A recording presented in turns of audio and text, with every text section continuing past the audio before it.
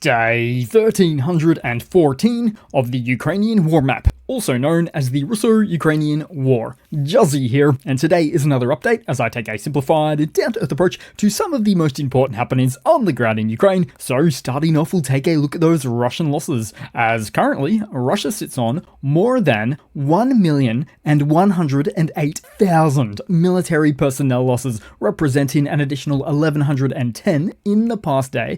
Then as for hardware, 7 tanks, 2 APVs, 45 artillery, 1 rocket launcher, and another air defense system loss coming out of yesterday in Zaporizhzhia, the launch loading installation of a Buk air defense system. Now to the map, Russia's Shavash Republic, where Ukrainian long-range drones struck the Tingovitovo oil pumping station over the weekend, setting it ablaze and forcing a shutdown of operations. The fire cut flows on pipelines feeding west of Kazan, tightening already strained lines in Russia's fuel network. Kyiv's security services later framed the attack as part of a deliberate pressure campaign against Russia's oil sector, the financial engine that bankrolls Moscow's war, with leading to now, across the country, Ukrainian strikes on refineries, pumping stations, and transport nodes that are estimated to have knocked out around 20% of Russia's refining capacity, or about 1.1 million barrels per day. By themselves, individual pumping stations account for only a fraction of national throughput, where Russia has them likely numbering in the very low hundreds across the western regions, compared with only about 30 major oil refineries nationwide. But the cumulative effect is unmistakable. With every new node set alight, Russia's war chest shrinks, its logistics grow shakier, and the battlefield fuel chain becomes that much harder to sustain. And then following on from that directly, the ripple effects on diesel availability continues to develop, with diesel shortages starting to spread across the country. Take the example of the Farmers Association, warning that supplies are patchy and prices have jumped roughly 35% in recent months, hitting highs of 100,000 rubles per ton in some regions, with the association also saying queues are growing, deliveries are uneven, even basic agricultural work is starting to feel the strain. And so to follow on from this, the reason there are diesel shortages growing in Russia is the lack of available winter blend, with the St. Petersburg Commodities Exchange spot market is still selling the summer blend. So Russia's diesel shortage isn't just about lacking sufficient volume, it's also about having the wrong fuel for the season, because their refineries should now be switching to the winter diesel, which of course stays usable in freezing weather. But as for now, consumers are dealing with the continued selling of the summer diesel blend, which gels up in the cold and can disable engines. Normally, refineries pause in autumn for a turnaround, basically a retooling period to adjust production, but because of strikes and damage, many facilities have delayed this start. Petrol also faces the same issue, just measured differently. But another problem that Russia faces here is just of it being so large, geographically diverse, and thereby often exposed to freezing cold conditions. Think the north, Siberia, and beyond. So the overall fuel crunch is complex and requires many dynamically moving parts to operate, with some of those moving parts now out of action from Russia's poorly performing air defense installations at their own refineries. Ultimately, if Russia doesn't resolve all of these diesel concerns, then trucks, buses, cars, they'll all be running on the wrong blend as temperatures drop, risking much of their transport system to getting stuck in a grinding halt, quite literally. Then next on the map to Tuapse, with updates and visuals on a Ukrainian special operation in which a surface kamikaze drone entered the port in Russia's Krasnodar Krai that struck an oil transfer tower used for loading crude and other liquid cargo onto ships. This operation, carried out by Ukraine's security forces 2 days earlier, where the attack is now shown from fresh angles, including the moment of the Rosneft oil loading pier that was directly hit. Sources confirm that the assault was conducted by uncrewed surface vessels under Ukraine's defense intelligence, which also struck nearby Novorossiysk on the same day. Next up, and also at sea, the Russian submarine Novorossiysk has been reported by the VCHK Telegram channel, a Russian Telegram channel, as suffering a critical fuel system failure while on duty in the Mediterranean, with diesel leaking directly into the hold. But the lacking of both spare parts and qualified specialists, the crew crew has so far been unable to contain the malfunction. Now, as it so happens, the Novorossiysk is a lead ship of Russia's improved Kilo 2 class submarines, so it's not a trivial patrol vessel, but one of Moscow's more capable conventional submarines. So a fuel system failure signals strain on even higher-end assets. Nonetheless, the incident, the Russian incident, somehow doesn't feel that surprising. Now to the map and into the Kupiansk sector, where Russian infiltration groups have reportedly pushed into the city's center, but that Ukrainian forces continue to hold key positions here. The city remains strategically important. Its rail lines and the M3 supply route make it a prime target for Moscow. Yet defenders are actively countering attempts to turn it into a staging ground for deeper enemy advances. The outcome is still in play, with Ukraine working to keep that existing supply advantage on its own side. Then to head further down the map, Russian forces are pushing in the Seversk direction, attempting to cross the Seversky Donetsk River on essentially all fronts of this sector, as they probe through the Sebryansky forest. According to Ukraine's 11th Army Corps spokesperson Dmytro Zaporizhzhia, the enemy operates in small infiltration groups, trying to skirt Ukrainian defenses, though it's the forest terrain here that makes the fighting difficult, but also favors the defenders. Ukrainian units are reported to be dismantling these incursions before they can establish footholds near the town of Seversk itself, keeping the approaches to the city under control. In short, Russia is testing the line with small unit maneuvers through dense woodland, but Ukraine continues to block them from gaining ground on Seversk's outskirts. Then to head further south on the map, Ukraine has forced a major rupture in Russia's southern rail network, with a clearer picture emerging now, as a Russian fuel train destroyed more than a month ago on the Tokmak-Volnovakha line within the occupied region has never been cleared, leaving the track blocked and effectively unusable. Before this, the line had been one of the occupier's critical arteries moving supplies toward Crimea. So the unresolved damage is not just a supply nuisance, but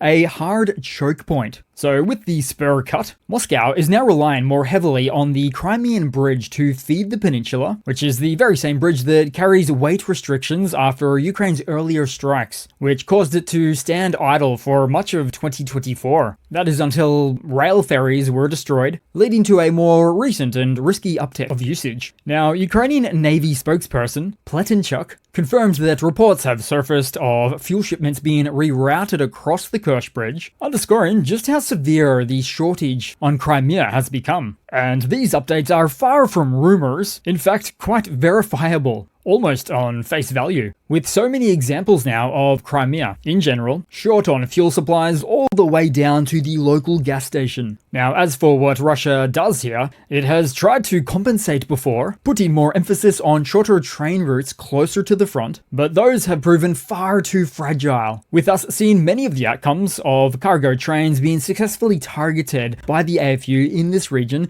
especially around, it was about 4 to 8 weeks ago. In practice, there is still only one rail line running across the rear of the once titled Surovikin line, and the entire stretch sits within range of Ukrainian drones. And now more than ever, it's not even a question at this point. So the choice is stark for Moscow. Expend time and resources to salvage and repair the ruined Tokmak line under threat of repeated strikes, or gamble on a single unsteady Crimean bridge and a handful of improvised workarounds. Then also, seen in Zaporizhzhia, another tank destroyed. As soon as they get in, they get out. Then as for the Russian-held ground points on the Zaporizhzhia front, Ukrainian soldiers from the 44th Artillery Brigade have most recently been seen destroying various Russian towed howitzers and a UAV control point with counter-battery fire. The artillery losses include a number of 122mm D-30s and a Mr. B 152mm, and all only towed howitzers to be seen, devoid of any SPGs. Then taking a look around the map, somewhere in the east, a case of a Russian air-launched glide munition kit, shown through the lens of an FPV cam, on the moment of the munitions' existential crisis impact into an open field, right as a Ukrainian drone flies by. Now, traditionally, the glide kits should provide sufficient precision, but this Russian ordnance was likely steered off course due to the AFU electronic warfare jamming countermeasures, disrupting its navigation and sending it off course. Next up on the map and headed back to the North Atlantic, where Europe's skies and seas are showing just how active the hybrid domain has become. In Amsterdam, a Transavia passenger jet had a close call when a drone came within 50 meters on approach to Schiphol, forcing the temporary closure of the runway. And then Lithuania's Vilnius airport saw 7 flights disrupted and airspace incursions. But then Finland reported a drone over a no-fly zone at a hydroelectric plant. Meanwhile, off in Spain, the cargo vessel Lorga, previously linked to erratic movements, suddenly halted in the Mediterranean. While its course change has raised questions about possible covert activity, it officially remains bound for St. Petersburg. So across NATO's eastern flank, for the most part, the tempo of drone incidents has clearly increased. Estonia used electronic warfare to bring down an unidentified drone and later discovered debris from what may have been a Russian kamikaze drone along its Baltic shoreline. And with Denmark now deploying a new Zenta counter-UAS radar system at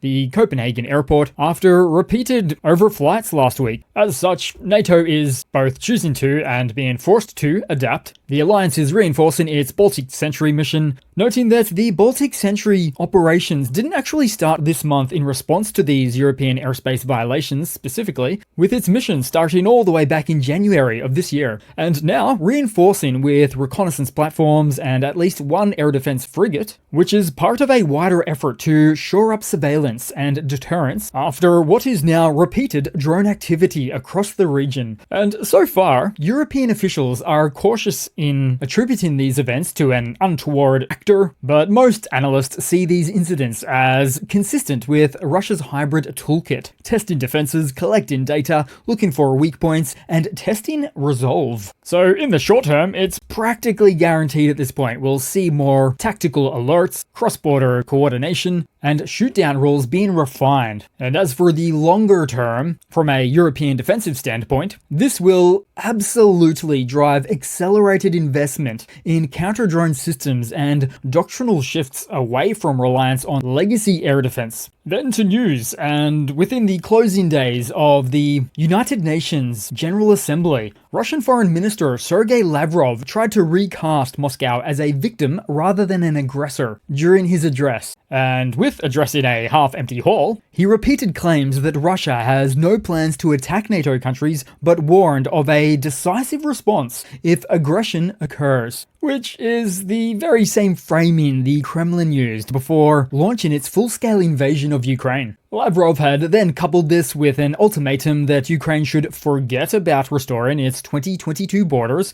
and portrayed NATO's airspace intercepts as encirclement, threatening that any attempt to shoot down Russian flying objects, quote-unquote, within Russian airspace would be seriously regretted. Though it is a bit odd that he pressed that point, because apart from Ukraine, within Europe and NATO, nobody's really been suggesting targeting, say, a Russian warplane within Russian airspace. It's quite a defensive statement, almost. But overall, his speech mixed familiar talking points, denials of drone activity over EU territory, and further accusations of Western aggression. Interestingly, both Russian and Ukrainian foreign ministers were present at the United Nations General Assembly held in New York over the past week, which seems like a good time for both parties to engage in a bit of dialogue, right? Though, to date, Moscow has shown no interest in initiating direct talks, blocking any prospect of a high-level meeting until Kyiv accepts a list of impossible preconditions, tantamount to capitulation, including disarmament and the surrender of contested territories to Russia. Then to finish off the video today with news on Hungary, which has found itself in a dangerous spotlight after reports that one of its reconnaissance drones crossed into Ukrainian airspace.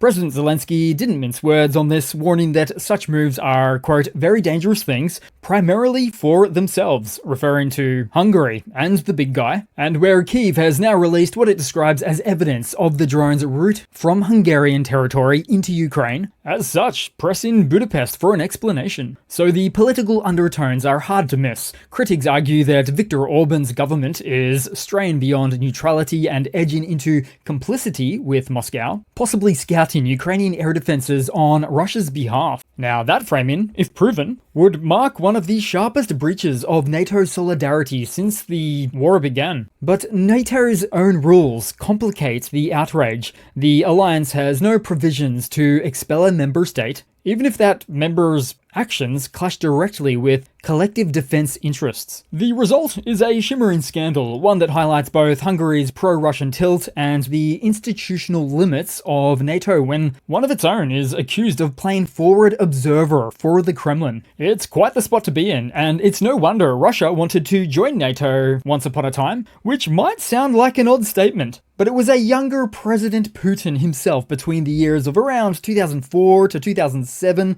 that frequently stated his request to have Russia join the defense alliance was rejected, which becomes really a flipped script when opposed to these days when calling the NATO defense alliance an existential danger at the gates, making for some very ironic comments, and not just coming from Russia, but coming from the very same Russian president years apart.